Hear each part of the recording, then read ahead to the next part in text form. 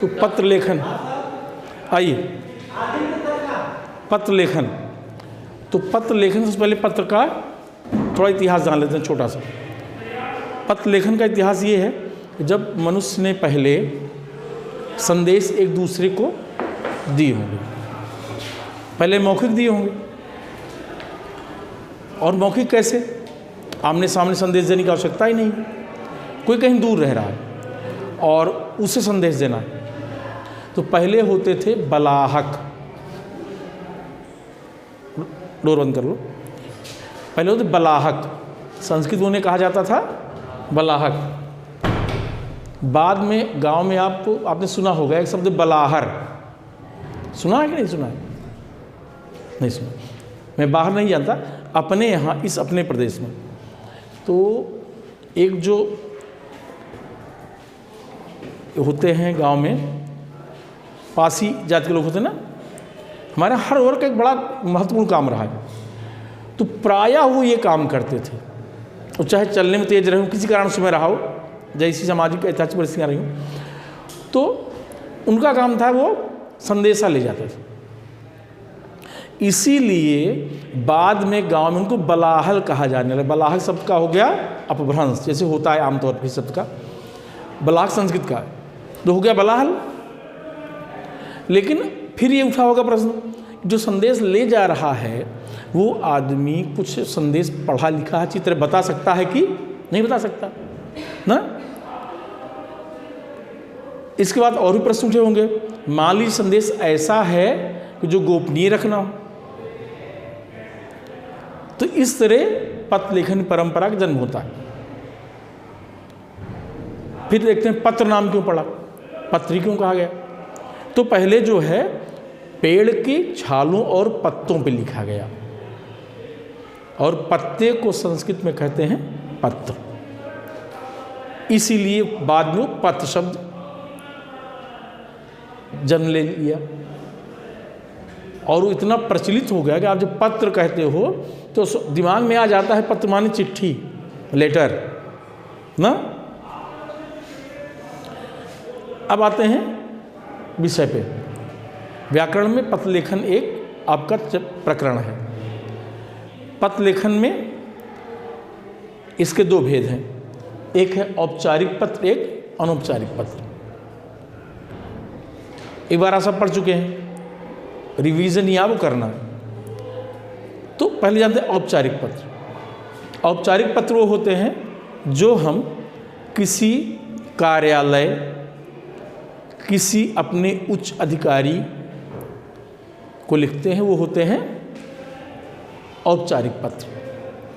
या प्रशासन से संबंधित किसी अधिकारी कोई पत्र हम लिखते हैं अपनी आवश्यकता के लिए, जहाँ हमारी आवश्यकता नहीं पूरी हो रही, कोई शिकायत है, कुछ भी है, तो हम वहाँ कौन सा लिखते हैं? औपचारिक पत्र।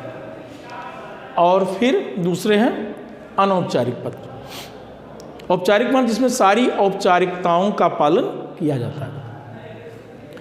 लेकिन जब अनौपचारिक में आते हैं तो यहाँ पे सारी औपचारिकताओं का पालन आवश्यक नहीं है, क्योंकि यहाँ हम जो लिख रहे हैं किसी अपने प्रियजन को लिख रहे हैं, पिता को लिख रहे हैं, भाई को लिख रहे हैं, मित्र को लिख रहे हैं, बेटे को लिख रहे हैं। तो इसलिए यहाँ पे किसी औपचारिकता की आवश्यकता नहीं होती है। औपचारिकता माने वो थोड़ा सा, इसलिए हम इसको कहते हैं अनौपचारिक पत्र। अब जानते हैं औपचारिक पहले, जो ज़्यादा आपके लिए उपयोगी साबित होता है, हर परीक्षा में आता है। तो जो औपचारिक है इसमें दो तीन चीज़ें महत्वपूर्ण हैं। ये गलती परीक्षा में बहुत बार आप लोग करते हो। फिलहाल पिछली बार कुछ लोग ठीक किए थे, तो मुझे लगा कुछ इम्प्रूवमेंट हुआ है। तो अगर हम इसमें बात करते हैं तो दो तीन तरीके हैं, अलग अलग हटके हैं, थोड़ा सा सबके अलग अलग तरीके हैं, और कोई जो भी तरीका वो अच्छा होना चाहिए बस कुल मिला के। सबसे पहले यहाँ क्या लिखते हैं? दिनांक। फिर यहाँ पे लिखते हैं भेजने वाले का पता।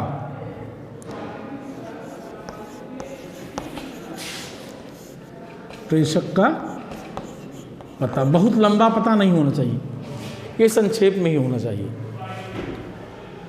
इसके पश्चात फिर आते हैं जिसे लिखते हैं, उस पे आते हैं।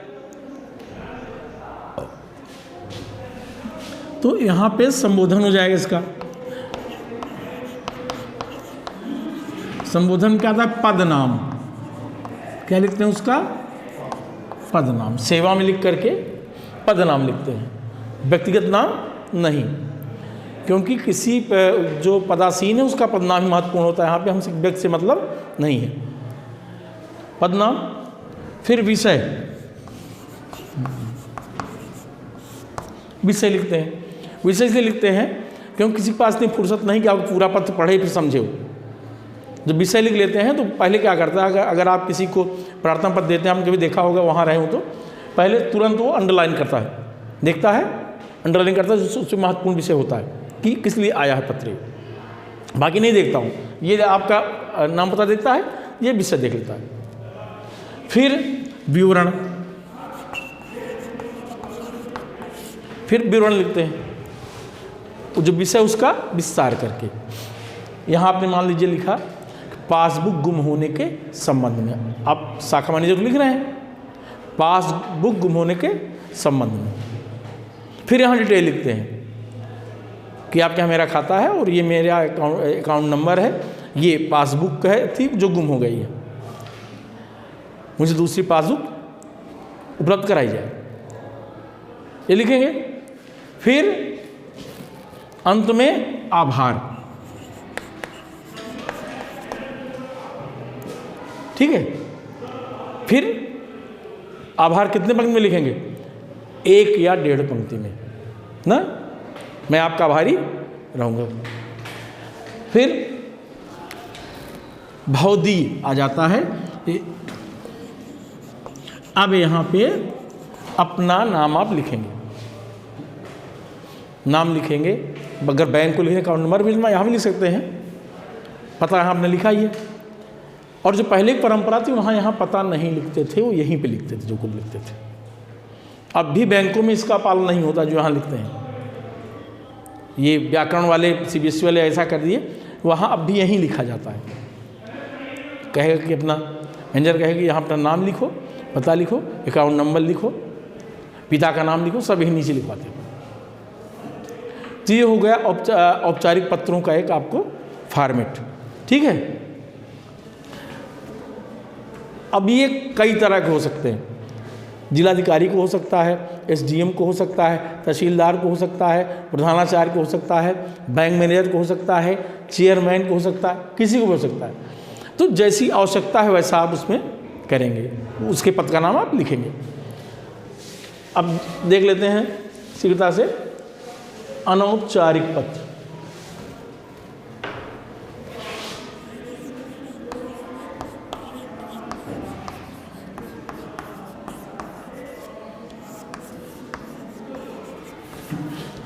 अनौपचारिक पत्र तो कुछ चीज़ें सेम यहाँ भी रहेंगे वैसे ही, जैसे यहाँ होगा दिनांक हो गया, फिर पता हो गया। फिर यहाँ शुरू करते हैं पहला सेवा में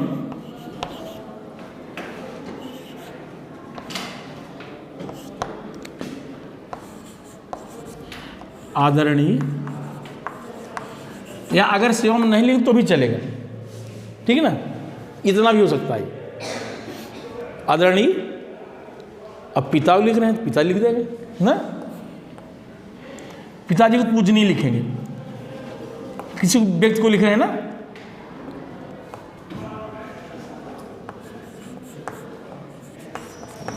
भाई को लिख रहे हैं आप, आदरणीय भाई साहब, या कोई मित्र ही आपका बराबर का है। पिता को लिख रहे हैं पूजनीय पिताजी लिखेंगे, माता जी को पूजनीय माता जी लिखेंगे ना। छोटे को लिख रहे हैं तो स्नेही लिख सकते हैं, है ना। तो जिस स्तर का लिखेंगे आप वैसा ही संबोधन वाक्य होना चाहिए। उसके बाद बड़ा है तो सादा चरण स्पर्श, प्रणाम, अभिवादन ना। छोटा है तो सुभाषित, मंगल कामना, ठीक, इतना लिखेंगे। तो इसमें इतनी ही फॉर्मेलिटी है, इतनी औपचारिकता है, इसलिए अनौपचारिक कहा जाता है। और इसके पश्चात क्या करेंगे, फिर एक पंक्ति में कुशल क्षेम। परंपरा कैसे थी, यहाँ पर हम सभी कुशल पूर्वक रहकर ईश्वर से आपकी कुशलता की कामना करते हैं, बस यहीं से खत्म हो जाएगा सारा कुछ। फिर विवरण शुरू हो जाएगा, फिर जिस उद्देश्य से आप लिख रहे हैं उस उद्देश्य पे जाएंगे। आप निमंत्रण दे रहे हैं या कोई सूचना दे रहे हैं या कोई खुशी की बात है बता रहे हैं, जैसा भी होगा आप उसको लिखेंगे। और पूरा लिखने के बाद यहाँ भी एक पंक्ति में आभार प्रदर्शन कर सकते हैं, ठीक ना। पत्र का जवाब उत्तर शीघ्र दीजिएगा, मैं आपका आभारी रहूँगा, ठीक, या आपके पत्र की प्रतीक्षा में रहूँगा। और नीचे आपका प्रिय, आपका शिष्य, आपका भाई, आपका मित्र, ऐसा करके यहाँ करके भौदी, इसे भौदी ही कह रहे हैं, मान लीजिए। तो यहाँ पर जो रिश्ता रहेगा, जहाँ संबंध है, वैसा आप करेंगे और अपना नाम फिर लिख देंगे। तो इसकी यहाँ पे समाप्ति हो जाएगी। तो दोनों समझ में आ गया, औपचारिक और अनौपचारिक। औपचारिक में फिर मैं याद दिला दे रहा हूँ कि विषय लिखना बहुत ही आवश्यक है। विषय नहीं लिखेंगे तो एक अंक कट जाएगा, अच्छी तरह जान लीजिएगा। नहीं लिखे तो एक अंक गया। अगर 5 नंबर का पत्र है तो 1 नंबर या 2 नंबर गए। आप पूछेंगे सर मैंने इतना अच्छा लिखा है, साफ लिखा है, अच्छी राइटिंग लिखी है, कोई मायने नहीं रखता वहाँ पे, आपको कट ही जाना है। तो इसलिए जो है विषय अवश्य लिखें, फिर साफ सुथरा लिखें, फिर ये चीज़ें जो हैं ये और ये एक पंक्ति में लिखें। जैसे ऐसे लाइन बनी रहती ना यहाँ पे आपकी कॉपी में, तो अगर ये यहाँ है तो ये यहाँ पर रहेगा, ठीक, ये यहाँ पे है तो यहाँ शुरू करिए, सही तरीका है। अब तो लोग वैसे शुरू करते हैं, छपा भी वैसे ही आपकी पुस्तक में है बराबर, लेकिन ऐसा नहीं होना चाहिए। उसका एक फॉर्मेट है, अच्छा लगे थोड़ा सा तो। और फिर जब यहाँ आगे शुरू करेंगे यहाँ जाएंगे, फिर ये पंक्ति अगर यहाँ शुरू कर रहे हैं, अगली पंक्ति यहाँ से, फिर सारी पंक्तियाँ यहाँ से हो जाएंगी ऐसे से, तो ये अच्छा लगेगा। हो गया, समझ में आ गया, ठीक, धन्यवाद।